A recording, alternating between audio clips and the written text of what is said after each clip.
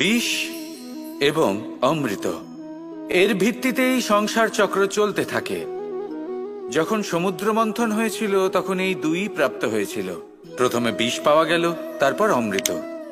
জীবন মন্থন করলেও এগুলো লাভ করা যায়। এবার এই যে বিষ, তা হলো অমৃতের থেকে অনেক বেশি শক্তিশালী এবং সেই জন্যই অনেক বেশি ঘাতকও। এবার বোঝার চেষ্টা করি এই বিষ আসলে কি। যে কোনো বস্তু বা কোনো ভাব যদি মাত্রার থেকে বেশি পরিমাণে আপনার কাছে থাকে, প্রয়োজনের থেকে বেশি আপনার কাছে থাকে, তাহলে সেটা আপনার কাছে বিষ সমান হতে পারে। তা সে ধন হোক, শক্তি হোক, সম্মান হোক, ইত্যাদি ইত্যাদি। যদি আপনার কাছে এমন কিছু থেকে থাকে যা মাত্রার থেকে বেশি পরিমাণে আপনার কাছে আছে, তাহলে তাকে ভাগ করতে শিখুন। যদি আপনি ভাগ করতে শিখে যান, তাহলে এই বিষই আপনার জন্য অমৃতে পরিণত হবে, আর তাদের কাছেও অমৃত সমান হয়ে উঠবে যাদের এই সাহায্যের প্রয়োজন। তাহলে ভাগ করে নিতে শিখুন আর আমার সাথে ভালোবেসে বলুন, রাধা রাধা। ঈর্ষা আমাদেরই মনে বসবাস করা আরো একটা শত্রু। তবে এই শত্রু কখনো কখনো আমাদের জন্য লাভদায়কও হতে পারে, কিন্তু যদি আমরা সতর্ক না থাকি তাহলে সেটা ততটাই ঘাতক হয়ে উঠতে পারে। যদি আপনার কোনো প্রতিদ্বন্দ্বী থেকে থাকে যে এগিয়ে চলেছে, তাকে দেখে আপনার মনে ঈর্ষা উৎপন্ন হয়, আর ঈর্ষাবশত আপনি নিরন্তর চেষ্টা করতে থাকেন, পরিশ্রম করতে থাকেন সামনে এগোনোর জন্য, তাহলে তার দ্বারা আপনার বিকাশই হবে। কিন্তু যদি আপনি নিজের বিরোধীকে শেষ করতে দেওয়ার জন্য অগ্রসর হন, তাকে বিনাশ করার জন্য অগ্রসর হন, তাহলে এই ঈর্ষা প্রথমে আপনার বিনাশ অবশ্যই করবে। একটা কথা আছে, এটা পশু প্রবৃত্তি, আপনি শুধুই নিজের বিকাশের কথা ভাববেন। তিনিই হলেন প্রকৃত মানুষ, যিনি অন্য মানুষের জন্য প্রাণও দিতে পারেন।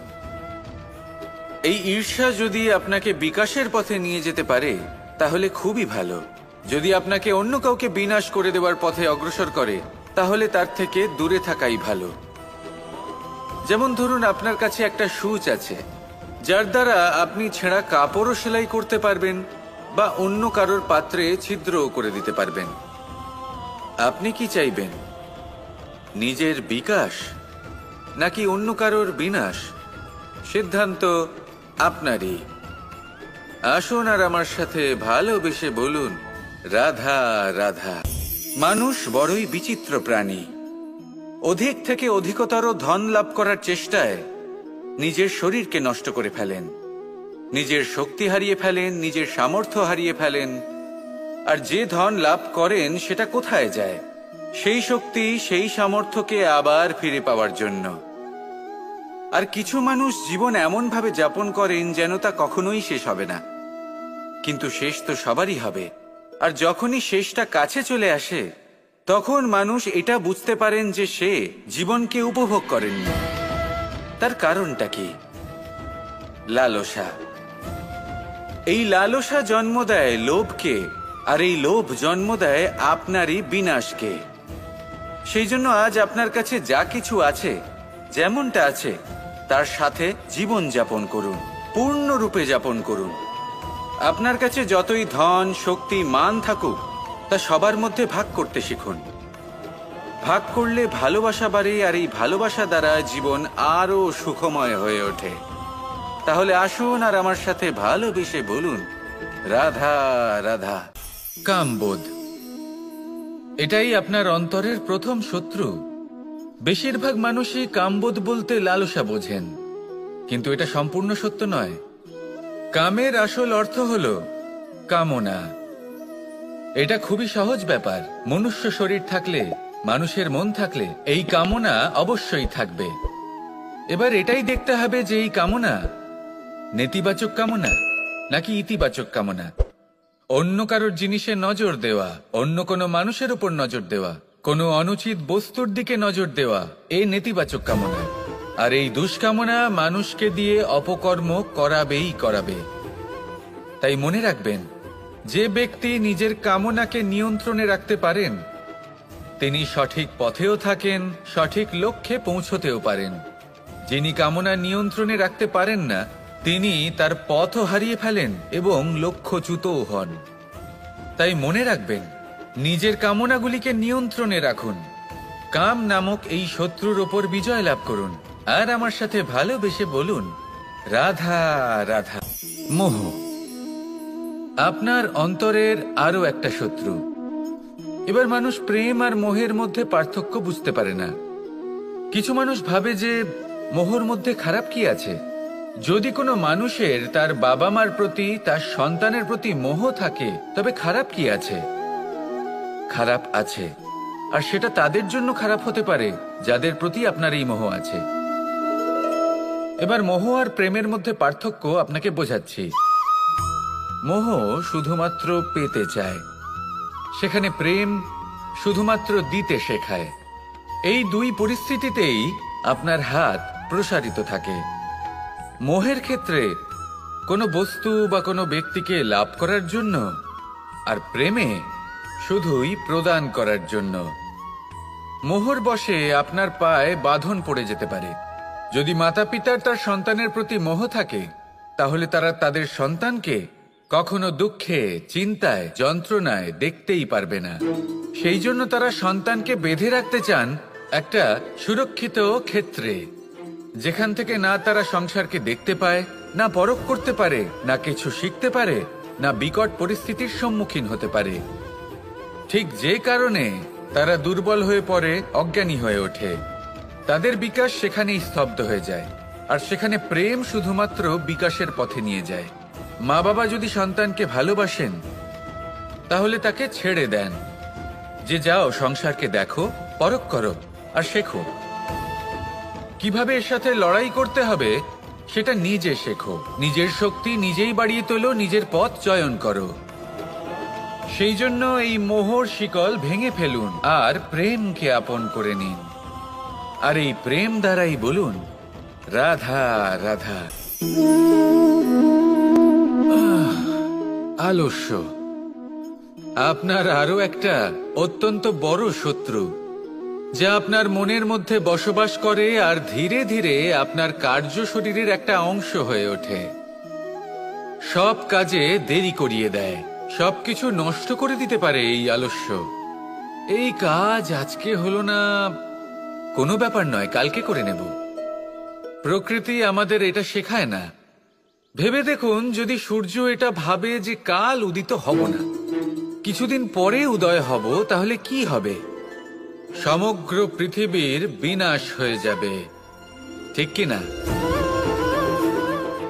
দেখুন, এই আলস্য নিয়ে খুব সুন্দর একটা কথা আছে, আলস্যস্য কুত বিদ্যা। অর্থাৎ যিনি অলস হয়ে বসে থাকেন তিনি বিদ্যা লাভ করেন। আর এই আলস্যের উপর বিজয় লাভ করুন। আর আমার সাথে ভালোবেসে বলুন, রাধা রাধা।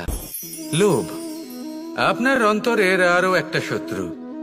দেখতে গেলে এটা একটা শব্দ, একটা সংস্কৃত শব্দ, লব ধাতু থেকে উৎপন্ন হয়েছে। এর অর্থ কিছু লাভ করা। কিছু লাভ করা অনুচিত নয়, আরো কিছু লাভ করাও অনুচিত নয়, কিন্তু সব থেকে বেশি আমি লাভ করব, আমি আরো চাই, আরো বেশি চাই, আরো বেশি পেতে চাই, এটাই হলো লোভ। আর এই লোভ যখন গ্রাস করে, তখন আপনি যা পেতে চান, সে ধনই হোক বা মানই হোক, তা অর্জন করার জন্য মানুষ যে কোনো স্তরে পৌঁছে যেতে পারে। যদি মানুষ ধন অর্জন করতে চান, তাহলে তার জন্য তারা অধর্মের পথেও চলতে পারেন। যদি সম্মান অর্জন করতে চান, তাহলে অন্য মানুষকে ছোটও করতে পারেন। শেষ পর্যন্ত আপনার এটা মনে হতে পারে যে যদি একটু অল্পই প্রাপ্ত করতাম, কিন্তু ভালোবেসে প্রাপ্ত করতাম, এই জীবন আরো অনেক বেশি সুখী হতো। লোভ আপনার জীবনে, আপনার মনে কখন যে প্রবেশ করবে সেটা আপনি জানতেও পারবেন না। তাই এটা চিনতে শিখুন আর তৎক্ষণাৎ জীবন থেকে বাইরে ফেলে দিন। যা কিছু লাভ করতে চান তা ভালোবেসে লাভ করুন, আর সেই ভালোবাসার সাথেই বলুন, রাধা রাধা। ক্রোধ আপনার অন্তরের আরো একটা শত্রু। এই ক্রোধ আসলে কি? আপনার মনের এক ভাবনা, যা আপনার মনেই উৎপন্ন হয়। এই মন আত্মার সাথে যুক্ত থাকে। এখন একটা ভাবনা যা আত্মার সাথে যুক্ত থাকে, তাকে অনুচিত কেন বলা হয় সেটা বোঝার চেষ্টা করুন। ক্রোধ কখনো কখনো জরুরি হয়, বিশেষ রূপে তখন যখন আপনি সঠিক পক্ষে দাঁড়িয়ে রয়েছেন এবং সামনের ব্যক্তি অধর্মের পক্ষে রয়েছেন আর বিনম্রভাবে মানছেন না। যেমন শ্রীরাম ক্রুদ্ধ হয়েছিলেন সাগরের ওপর, ওটা উচিত ছিল, আর তা ততক্ষণই উচিত যতক্ষণ আপনি ক্রোধকে নিয়ন্ত্রণ করছেন। যদি ক্রোধ আপনাকে নিয়ন্ত্রণ করতে শুরু করে তাহলে পরিস্থিতি এমনও হতে পারে, ধরুন একজন ব্যক্তির প্রতি ক্রোধের কারণে আপনি তার ক্ষতি করতে চান। আপনি একটা কয়লা হাতে নিলেন আর সেই কয়লা সামনের ব্যক্তির ক্ষতি করার পূর্বে আপনার হাত জ্বালিয়ে দেবে। ব্যাস, ক্রোধ এটাই করে, সর্বপ্রথম আপনার ক্ষতি করে, আপনার বিবেক হরণ করে নেয়, আপনি আপনার নিয়ন্ত্রণ হারিয়ে ফেলেন আর সবকিছু নষ্ট হয়ে যায়। বেশিরভাগ মানুষ ক্রোধে এমন সিদ্ধান্ত নেন যে সেটা তাদেরই বিনাশের কারণ হয়ে দাঁড়ায়। আর কিছু মানুষ বলেন যে আমাদের জীবনে এত যন্ত্রণা আছে, এত সংকট আছে যে ক্রোধ উৎপন্ন হবেই।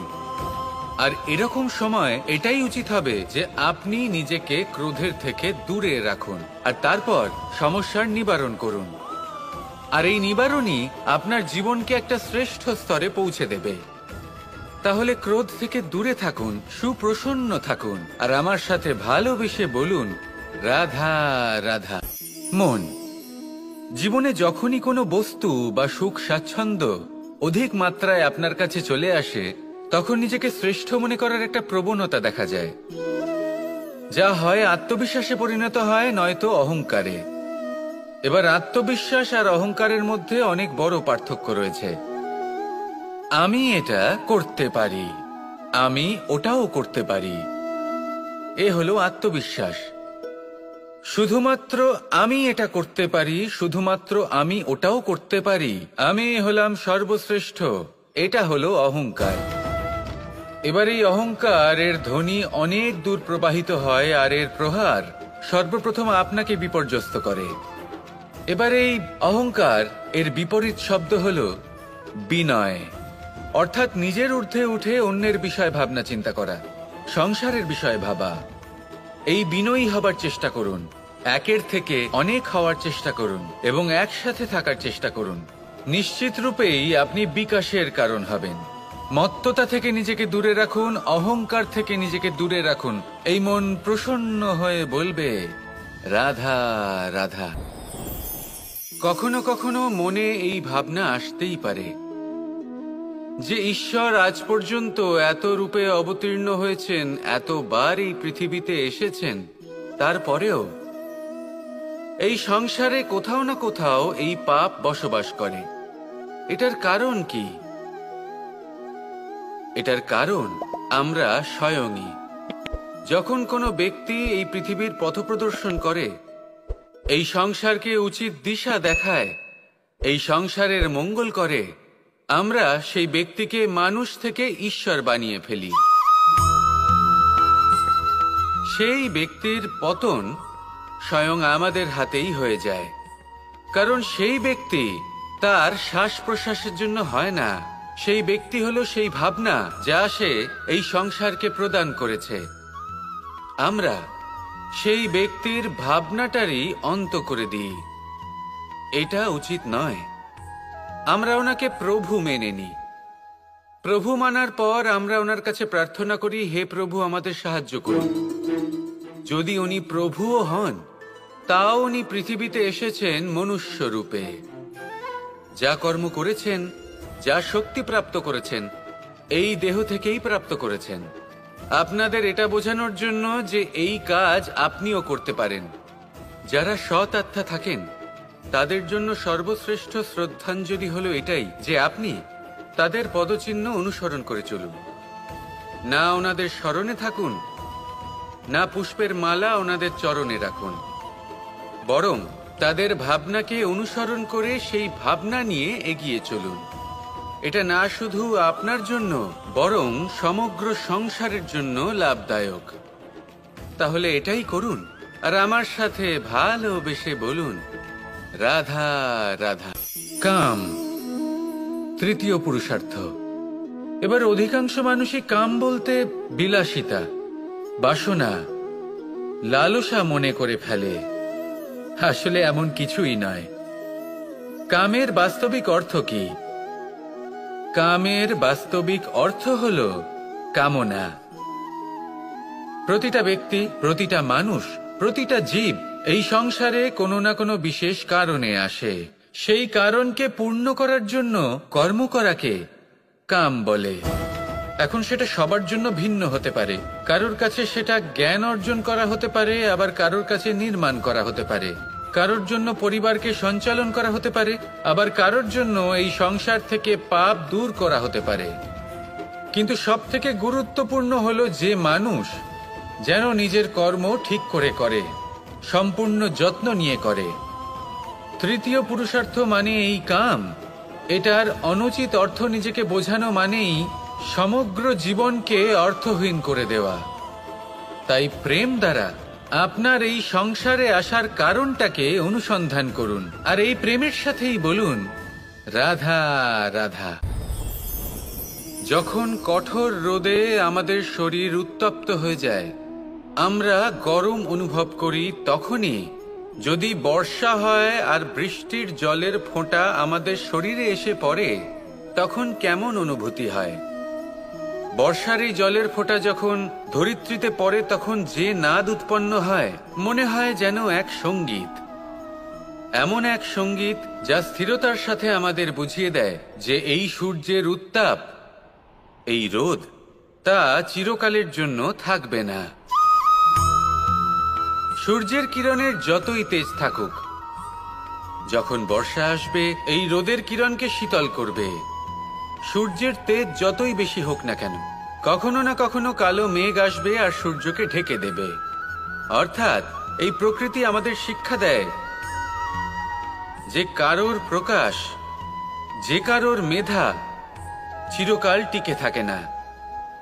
এবার যদি কথা বলি অন্ধকারের বিষয়ে, তবে রাত্রির কালো অন্ধকারকে একটা জোনাকির আলো পরাজিত করে। অর্থাৎ অন্ধকারও চিরকালের জন্য বজায় থাকে না। এটা কি আমরা বুঝলাম? তবে আপনাদের দুটো সহজ প্রশ্ন করব। জীবনে যখন কিছুই আপনাদের সাথে চিরকাল থাকবে না, তাহলে অহংকার কি নিয়ে? আর জীবনে যদি প্রত্যেক দুঃখ, বিপদ, সমস্যা একটা সময়ের পর আপনাকে ছেড়ে চলে যায়, তাহলে পরাজয় মানবেন কেন? এই দুশ্চিন্তা ত্যাগ করুন, এই অহংকার ত্যাগ করুন, আসক্তি ত্যাগ করুন, আর আমার সাথে ভালোবেসে বলুন রাধা রাধা। জীবনে সবথেকে বেশি গুরুত্বপূর্ণ বস্তু কি? বাড়ি, বাহন, সোনা, ধন। যদি আমি সত্যি বলি, তাহলে জীবনে সবথেকে বেশি গুরুত্বপূর্ণ বস্তু কোনো বস্তুই নয়। যদি কিছু গুরুত্বপূর্ণ থাকে, তাহলে তা হলো অনুভূতি, করুণা, মিত্রতা, মাতৃত্ব, বাৎসল্য, আর সবথেকে বেশি গুরুত্বপূর্ণ ভালোবাসা। নিজেদের এই জীবনে যেই মন প্রসন্ন হয়ে বলবে রাধা রাধা। রামায়ণের একটা অত্যন্ত শ্রেষ্ঠ কাহিনী আছে যেটা খুব অমূল্য শিক্ষা দান করে। দশানন যখন ধরাশায়ী হলেন এবং মৃত্যুশয্যায় শুয়েছিলেন, ওনার শেষ নিঃশ্বাস ত্যাগের সময় শ্রীরাম লক্ষ্মণকে বললেন যে হে লক্ষ্মণ, রাবণের কাছে যাও, ওখানে যাও, ওনার থেকে কিছু জ্ঞান অর্জন করে এসো। উনি হলেন মহাজ্ঞানী, আর ওনার থেকে জ্ঞান অর্জনের এটাই শ্রেষ্ঠ সুযোগ। লক্ষ্মণ প্রথমে মানতে চাইলেন না, কিন্তু শ্রীরাম বোঝানোর পরে লক্ষ্মণ ওনার কাছে গেলেন, রাবণের মাথার কাছে গেলেন আর বললেন, দাদা বলেছেন আপনার থেকে জ্ঞান অর্জন করতে। রাবণ কিছুই বললেন না। লক্ষ্মণ বললেন, আপনি তো দেখছি খুব অহংকারী, মৃত্যুশয্যায় শুয়ে আছেন, শেষ নিঃশ্বাস ত্যাগ করতে চলেছেন, আর তাও এত অহংকার। রাবণ বললেন, নিজের দাদা রামকে ডাকো। শ্রীরাম এলেন, রাবণের পায়ের কাছে এসে দাঁড়ালেন। উনি নিজের হাত জোড় করলেন আর বললেন, হে মহাপণ্ডিত রাবণ, আপনি হলেন মহাজ্ঞানী, দয়া করে আমাদের কিছু জ্ঞান প্রদান করুন। রাবণ বিনম্র চিত্তে ওনার কথা শুনলেন খুব বিনম্র চিত্তে ক্ষমা প্রার্থনাও করলেন, আর এই সংসার একটি অত্যন্ত শ্রেষ্ঠ জ্ঞান লাভ করল। এর দ্বারা আমরা ঠিক কি শিক্ষা লাভ করি? রাম এবং লক্ষণ দুজনেই ছিলেন তেজস্বী, দুজনেই ছিলেন শ্রেষ্ঠ, ছিলেন বীর, ছিলেন বলবান। কিন্তু শ্রীরামকে মর্যাদা পুরুষোত্তম বলা হয়ে থাকে, কারণ উনি বীর ছিলেন, সাহসী ছিলেন। তার সাথে একটি অত্যন্ত গুরুত্বপূর্ণ গুণ ছিল, সেই গুণ হলো বিনম্রতা। এটা খুবই শ্রেষ্ঠ একটা গুণ। যদি কেউ আপনাকে কটু কথা শোনায়, তাহলে উত্তরটা আপনি বিনম্রভাবেও দিতে পারেন। এই বিনম্রতা এমন এক আবেগ যেটা দেখে মনে হবে কোমল, কিন্তু এটা ততটাই প্রবল অস্ত্র। এমন একটা অস্ত্র যা সকলকে নিরস্ত্র করে দিতে পারে। যদি আপনি সাহসী হন এবং বিনম্র হন, তাহলে আপনি বিজয়ী হবেন। যদি আপনি জ্ঞানী হন এবং বিনম্র হন, তাহলে আপনি অবশ্যই মহাজ্ঞানী হয়ে উঠবেন। তাই নিজের মনে বিনম্রতা ধরে রাখুন আর ভালোবেসে বলুন, রাধা রাধা। অর্থ, দ্বিতীয় পুরুষার্থ। এই অর্থ বলতে বেশিরভাগ মানুষই ধন মনে করেন, কিন্তু যদি অর্থের তাৎপর্য শুধুমাত্র ধন হয়, তাহলে তা কিন্তু অত্যন্ত অনর্থকারী। তাহলে অর্থের অর্থ কি? অর্থ সেটাই যা আমাদের জীবনের জন্য প্রয়োজনীয়, যা আমাদের সুখ দান করে, শান্তি প্রদান করে, কারণ সেটাই সবথেকে মূল্যবান। মাতা পিতা, বন্ধু, আত্মীয় স্বজন, গুণ, পুণ্য, জ্ঞান, এই সব কিছু মিলে অর্থ তৈরি হয়। আর সঠিকভাবে বলতে গেলে এটাই কিন্তু জীবনের আসল অর্থ। তাহলে আসুন আমার সাথে ভালোবেসে বলুন, রাধা রাধা। এই সংসারে এমন কখনোই হবে না যে আপনি কিছু একটা করলেন কিন্তু তার মূল্য আপনাকে দিতেই হলো না। যে কোনো কাজের জন্য, যে কোনো কর্মের জন্য আপনাকে মূল্য দিতেই হবে। প্রকৃতিও আমাদের এটাই শেখায়। আকাশে দেখুন সূর্যকে, প্রত্যেকদিন আমাদের প্রকাশ প্রদান করেন। এনাকে সূর্যনারায়ণ বলা হয়। ইনি কি মূল্য প্রদান করেন? নিজে জ্বলতে থাকেন। ধরিত্রী মাতা, এই ভূমি, ইনি কি মূল্য প্রদান করেন? প্রহার সহ্য করেন। আমরা এই ধরিত্রীতে প্রহার করে মাটি খুঁড়ে তাতে বীজ বপন করি, তবেই আমরা অন্ন লাভ করি, তবেই ফসল পাই। জীবনে যদি আপনাকে সফল হতে হয়, সম্মান পেতে হয়, যশ পেতে হয়, তাহলে আপনাকে মূল্য দিতেই হবে। যদি আপনি সাফল্য লাভ করতে চান, তাহলে দিন রাত আপনাকে ত্যাগ করতে হবে, যেখানে সমগ্র সংসার সন্তোষ অনুভব করছে, আর আপনাকে করতে হচ্ছে পরিশ্রম। যদি আপনি সম্মান প্রাপ্ত করতে চান, তাহলে আপনাকে সেই সুখ ত্যাগ করতে হবে যা সবার কাছে রয়েছে। যদি আপনি যশ লাভ করতে চান, তাহলে নিজের অন্তরকে মেরে ফেলা আপনাকে শিখতে হবে, তবেই আপনি যশ লাভ করবেন। জীবনে শুধুমাত্র ধন মূল্যবান নয়, কিন্তু এই যে মূল্যের কথা আমি বলছি, সেটা যদি আপনি দিতে পারেন, তাহলে নিশ্চিত রূপে এটা আপনাকে আরো মূল্যবান করে তুলবে, নিশ্চিত রূপে গড়ে তুলবে। তাহলে এটাই করুন আর আমার সাথে ভালোবেসে বলুন, রাধা রাধা। সমস্যার সমাধান করতে পারবেন। এবার যদি কথা বলি সবথেকে কঠিন সময়ের, তাহলে সেটা হলো বিচ্ছেদের। যা মা সীতাকে সহ্য করতে হয়েছে শ্রীরামের জন্য, রাধা কৃষ্ণকেও সহ্য করতে হয়েছে। যে ব্যক্তি বিচ্ছেদের সময় সঠিক পথে চলে এসেছে, সে জীবনে অনেক শ্রেষ্ঠ স্থানে অবশ্যই পৌঁছতে পারবে। এবার যদি কথা বলি সবথেকে জরুরি এবং গুরুত্বপূর্ণ সময়ের, তাহলে সেটা হলো সংযোগ। সকলকে সাহায্য করতে থাকুন। আপনি অন্যদের সাহায্য করে তাদের যত আনন্দ দিতে পারবেন, ততটাই আনন্দ আপনারও জীবনে অবশ্যই আসবে। আসুন আর আমার সাথে ভালোবেসে বলুন, রাধা রাধা। কোনো বাড়িতে, কোনো পরিবারে যখন কারোর জন্ম হয়, তখন তা কত সুখের মুহূর্ত হয়। সেই ছোট্ট সন্তান যখন কিছুটা বড় হয়, সে হাঁটার চেষ্টা করে, আর সেই প্রক্রিয়াতেও খুব বড় একটা শিক্ষা লুকিয়ে রয়েছে। ঠেলে দেওয়া। যখন আপনি হাঁটতে চান, সামনে এগোতে চান, তখন আপনি কি করেন? নিজের পায়ের তলার যে মাটি তাকে আপনি পেছনে ঠেলে দেন। ব্যাস, এই একই জিনিস তো জীবনেও শিখতে হবে। এবার যদি আপনি জ্ঞানের পথে অগ্রসর হতে চান, তাহলে অজ্ঞানতাকে পেছনে সরিয়ে দিতে হবে। যদি আপনি প্রকাশের দিকে এগোতে চান, তাহলে অন্ধকারকে পেছনে সরিয়ে দিতে হবে। যদি আপনি ভবিষ্যতে সফল হতে চান, তাহলে অতীতের যে অসফলতাগুলিকে পেছনে সরিয়ে দিতে হবে। যে জল বইতে বইতে থেমে যায় তাকে আমরা নালা বলে থাকি, তার থেকে দুর্গন্ধ বের হয়। কিন্তু যে জল বইতেই থাকে তাকেই আমরা পবিত্র জল বলি। তাহলে আপনিও কর্ম করতে থাকুন, কখনো থামবেন না। আর আমার সাথে ভালোবেসে বলুন, রাধা রাধা। অগ্নি চতুর্থ তত্ত্ব, সব থেকে বেশি গুরুত্বপূর্ণ, কিন্তু তার থেকেও বেশি ভয়াবহ। কখনো অগ্নিকে নিয়ন্ত্রিত রূপে উনুনে জ্বলতে দেখেছেন? এই অগ্নি আমাদের খাবার বানাতে সাহায্য করে, যা আমাদের শক্তি প্রদান করে। কিন্তু এই অগ্নি যখন বিচলিত হয়ে, অনিয়ন্ত্রিত হয়ে কোনো বনের আগুন হয়ে ওঠে, তখন মহা বিনাশ ঘটে যায়। আপনারই অন্তরের ঊর্জা হলো এই অগ্নি। এটা আপনার শক্তিও, আপনার ক্রোধ। একে ব্যবহার কিভাবে করবেন তা আপনারই হাতে। যদি কোনো ব্যক্তি নিজের অন্তরের এই ঊর্জাকে ব্যবহার করেন শক্তির রূপে, তাহলে সে বিকাশ ঘটাতে পারে, নির্মাণ ঘটাতে পারে।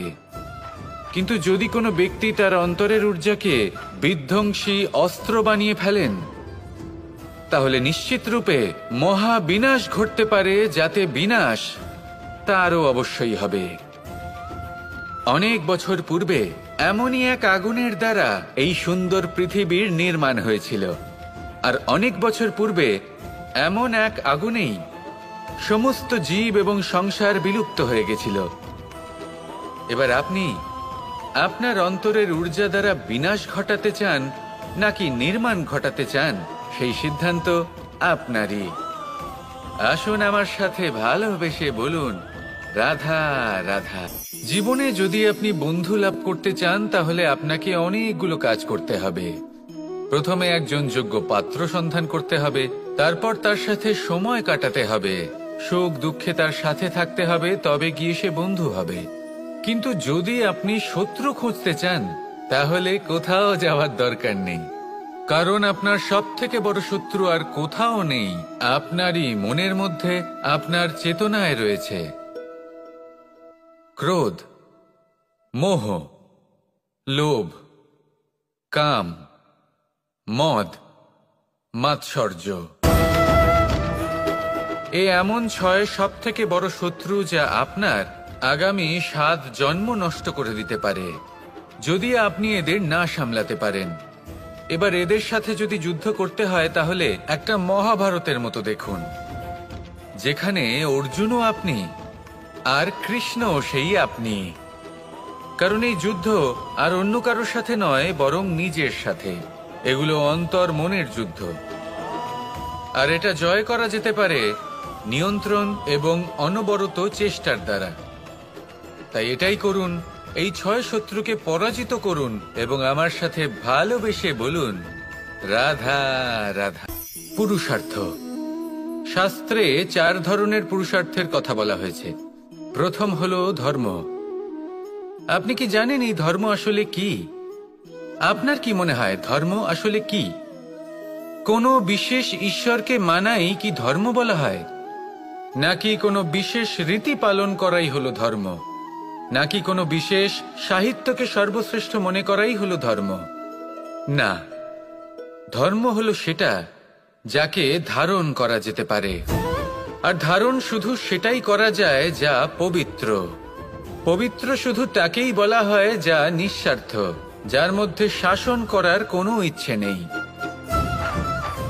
যা সরলভাবেই প্রবাহমান, জল এবং বায়ুর মতো।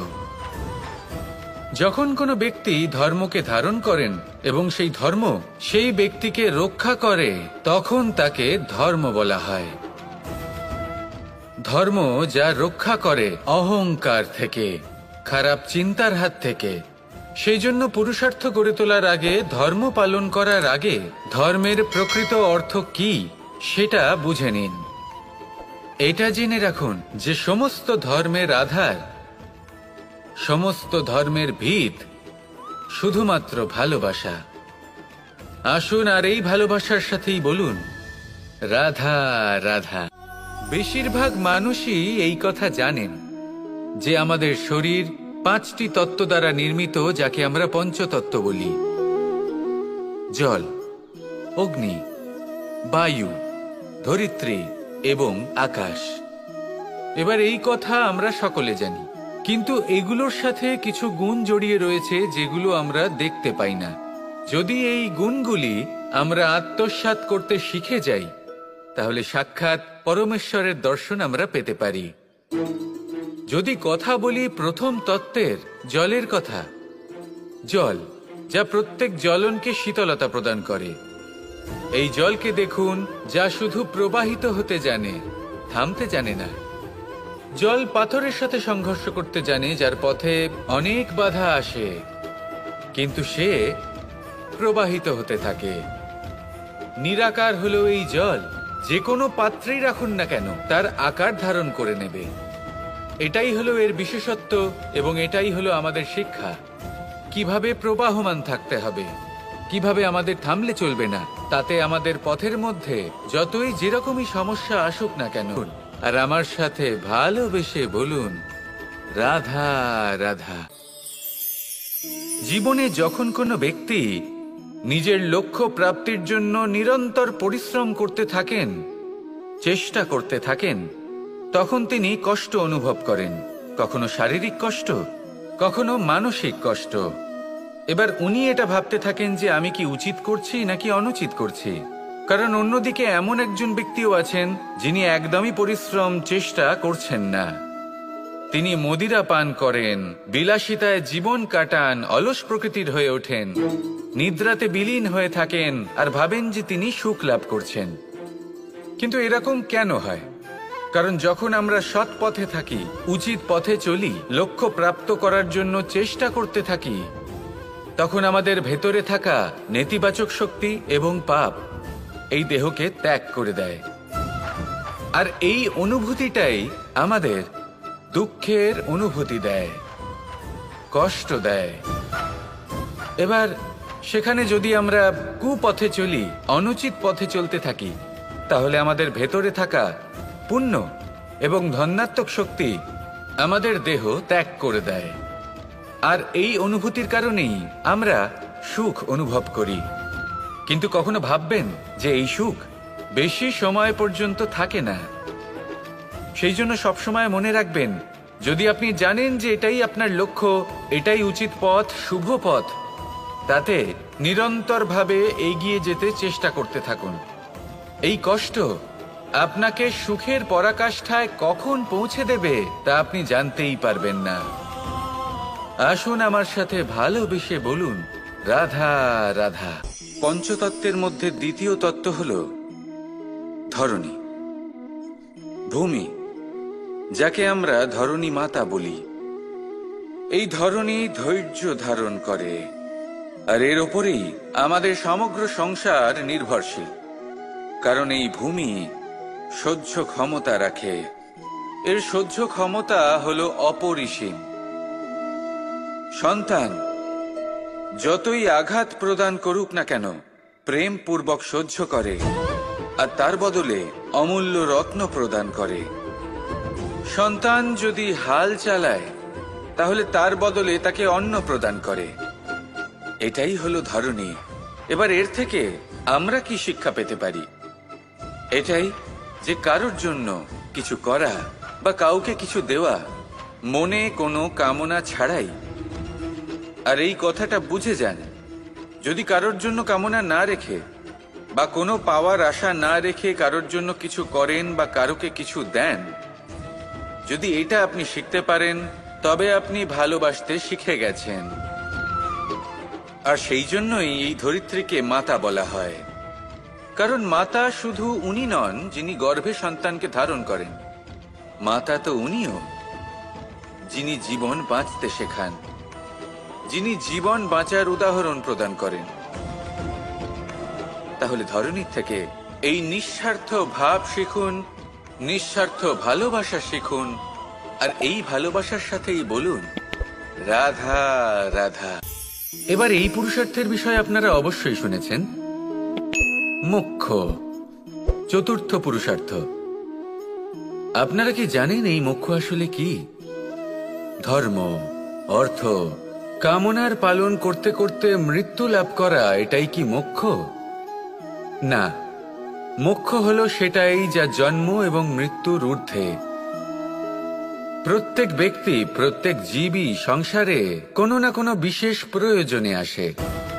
ধর্মপথে, সৎপথে অর্থ উপার্জন করা, প্রয়োজনকে পূর্ণ করার চেষ্টা করতে করতে সেই প্রয়োজনকে পূর্ণ করা তাকে মুক্তির পথে নিয়ে যায়, যা হলো মোক্ষ। যদি এই মোক্ষ লাভ না হয় তাহলে মানুষ জন্ম এবং মৃত্যুর এই চক্রে বারবার ফিরে আসবে। তাই নিঃস্বার্থভাবে সদ্ভাব নিয়ে কর্ম করুন, সকলকে ভালোবাসুন, আর আমার সাথে বলুন রাধা রাধা। খুব বড় একটা প্রশ্ন করতে চলেছি, এই সংসারের সব থেকে বেশি সুখী কে? এবার কেউ বলবে সেই ব্যক্তি যিনি সব থেকে বেশি ধনী, যার কাছে সব থেকে বেশি ধন আছে, আভূষণ আছে, স্বর্ণ আছে।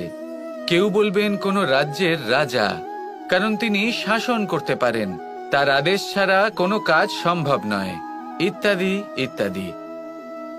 এর উত্তর যদি আমি দিই তাহলে এটুকুই বলবো, সংসারের সব থেকে সুখী ব্যক্তি হলেন তিনি যিনি সন্তুষ্ট।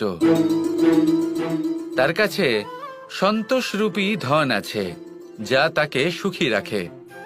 এবার এই সন্তুষ্টি সেটা কিভাবে আসে জীবনে? এটা আসে ধৈর্যের কারণে। ধৈর্যের এই অনুভূতি অত্যন্ত শক্তিশালী। যে কর্ম করতে থাকেন, সেটা ধৈর্যই ছিল মাতা সীতার মধ্যে, যা রাবণের অন্ত করে দিল। এই ধৈর্যের কারণেই নারায়ণ কুর্ম অবতার ধারণ করেছিলেন, বড় একটা পর্বতকে পৃষ্ঠে ধারণ করেছিলেন এবং সমুদ্র মন্থনকে সম্ভব করেছিলেন। সেই জন্য সর্বপ্রথম মনের মধ্যে ধৈর্যকে নিয়ে আসুন। এই ধৈর্যই আপনাকে সন্তুষ্টির পথে নিয়ে যাবে, আর এই সন্তুষ্টি আপনাকে লোভ, মোহ এবং লালসার পথ থেকে দূরে নিয়ে সুখের পথে নিয়ে যাবে। আর তখন এই মন প্রসন্ন হয়ে বলবে রাধা রাধা। যতটাই বিশাল আকার, ঠিক ততটাই সরল। এই আকাশ যতই অন্ধকারাচ্ছন্ন, ততটাই আলোর প্রকাশ প্রদান করে থাকে।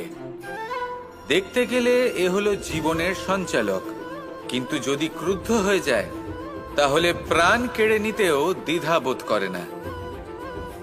এই আকাশ শুধুমাত্র পৃথিবী লোক নয়, বরং এই সমগ্র ব্রহ্মাণ্ডকে, এই সমগ্র সৃষ্টিকে, এর প্রত্যেকটা তারাকে, প্রত্যেকটা গ্রহকে একটা বিশেষ স্থান প্রদান করে।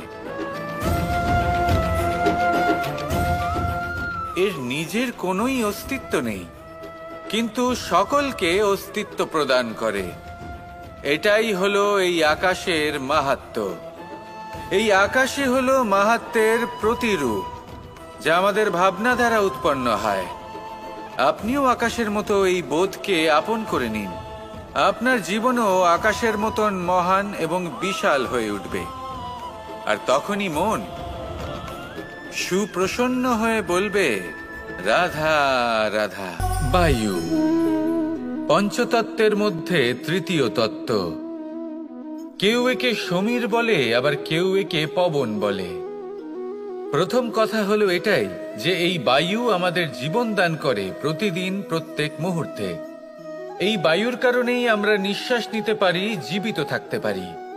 এই বায়ুই হলো সেই যা সকল মেঘেদের একত্রিত করে একটি স্থানে আর বর্ষা ঘটায়। আর এই বর্ষার কারণেই এই ধরিত্রীতে অন্ন উৎপন্ন হয়। এই বায়ুকে দেখুন, কখনো এতটা সৌম্য যে আপনার কোনোই তফাৎ বোধ হয় না। আর কখনো কখনো এমন রূপ ধারণ করে ফেলে যে অনেক বড় বড় পর্বতের আকার পর্যন্ত বদলে ফেলে। এটাই হলো বায়ুর বিশেষত্ব। বায়ু শেখায় যে সময়ের সাথে সাথে বইতে থাকো, সকলকে জীবন দান করো, সকলকে সাহায্য করো, কিন্তু যখন বিপদ সামনে আসবে তখন দৃঢ় হয়ে সম্মুখীন হও। বাধা অনুযায়ী নিজেকে গড়ে নিতে হবে, আর কখন কতটা কঠোর হতে হবে আর কখন কতটা সৌম্য হতে হবে এটা বায়ুকে দেখে শিখুন। আর আমার সাথে ভালোবেসে বলুন, রাধা রাধা। এই সংসারের সব থেকে বড় যুদ্ধ কোনটা? দেব-অসুরের যুদ্ধ যা অনেক বছর ধরে চলেছিল, নাকি রাম রাবণের যুদ্ধ, নাকি মহাভারত? না, সংসারের সব থেকে বড় যুদ্ধ হলো সেইটা যা নিজের সাথে লড়া হয়, নিজের মনের সাথে লড়া হয়, নিজের অন্তরের সাথে লড়া হয়। এটাই সব থেকে বড় যুদ্ধ। এবার নিজেই দেখুন আপনার সব থেকে বড় শত্রুকে। আপনার স্বার্থ, আপনার কামনাগুলি, আপনার অহংকারগুলি, যা আপনাকেই নষ্ট করে দেয়। যদি এদের ওপর আপনি বিজয় লাভ করতে পারেন, তাহলে ধরে নিন এই সংসারে সবার উপরে আপনি বিজয় লাভ করতে পারবেন। এই সংসারে কেউ আপনাকে পরাজিত করতে পারবে না, কিন্তু তার জন্য প্রয়োজন অনুভূতির। অনুভূতি ভালোবাসার, অনুভূতি অনুপ্রেরণার। যে ব্যক্তি ভালোবাসতে পারেন এবং প্রেরণা দিতে পারেন, তিনি চিরকাল জয় লাভ করতে পারেন। নিজের কাছে ভালোবাসার এক অস্ত্র রাখুন আর প্রেরণার এক ঢাল। জীবনে কেউ আপনাকে পরাজিত করতে পারবে না। আসুন আর আমার সাথে ভালোবেসে বলুন, রাধা রাধা। असतो मा सद्गमय, तमसो मा ज्योतिर्गमय, মৃত্যুর্মা মৃতঙ্গময়। জ্ঞান সেটাই যা অসত্য থেকে সত্যের পথে চালিত করে। প্রকাশ সেটাই যা অন্ধকার থেকে আলোর পথে নিয়ে আসে। জীবন সেটাই যা মৃত্যু থেকে অমরত্বের পথে নিয়ে যায়। এবার এই তিনটে, জ্ঞান, জীবন এবং প্রকাশ, একই রকম। শূন্য থেকে এর উৎপত্তি হয় এবং আস্তে আস্তে আপনার জীবনে বিস্তার লাভ করে। এবার আমরা এটাই ভাবি যে কেমন করে এই তিনটিকে আগলে রাখা যায়। এর উত্তর হলো, এদের আগলে রাখার প্রয়োজনই নেই, ভাগ করে দিতে হবে। কোনো বৃক্ষকেই দেখে নিন, একটি বৃক্ষ অনেক বছর ধরে বেঁচে থাকে। কেন? কারণ সে ভাগ করে দিতে জানে। সে নিজের বীজ ছড়িয়ে দেয়, এই ধরিত্রীতে দেয়, সেই বীজ যা অঙ্কুরিত হয়ে এক নতুন বৃক্ষকে জন্ম দেয়। শুধু ছড়িয়ে দিয়ে একটি বৃক্ষ জীবন দান করতে পারে। যদি কোনো ব্যক্তি জ্ঞান ছড়াতে শিখে যান, যদি প্রকাশ, আলোর কিরণ ছড়িয়ে দিতে শিখে যায়, কোনো ব্যক্তি তার জীবনের সুখ ছড়িয়ে দিতে শিখে যান, তাহলে তিনি মৃত্যুর পরও মৃত হন না। এই ভাগ করে দেওয়ার সুখটাই কিছুটা আলাদা। এই সুখ অনুভব করুন আর আমার সাথে ভালোবেসে বলুন, রাধা রাধা।